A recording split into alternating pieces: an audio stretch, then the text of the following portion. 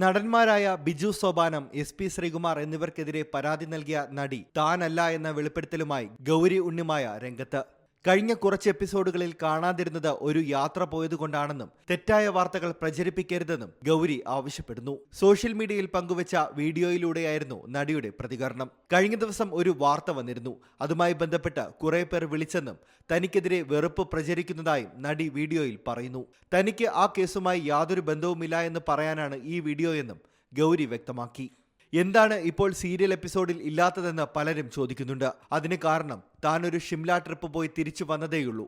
വന്ന ഉടനെ സീരിയലിൽ റീജോയിൻ ചെയ്തതായും ഗൗരി ഉണ്ണിമായ പറഞ്ഞു. അവർ സംപ്രേഷണം ചെയ്യുന്നുണ്ടെങ്കിൽ ഇനിയുള്ള എപ്പിസോഡുകളിൽ താനും ഉണ്ടാകുമെന്നും ഗൗരി പറഞ്ഞു.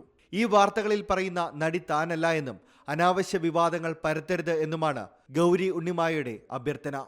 കഴിഞ്ഞ ദിവസമാണ് സീരിയൽ നടിയുടെ ലൈംഗികാതിക്രമ പരാതിയിൽ കൊച്ചി ഇൻഫോ പാർക്ക് പോലീസ് നടന്മാർക്കെതിരെ കേസെടുത്തത്.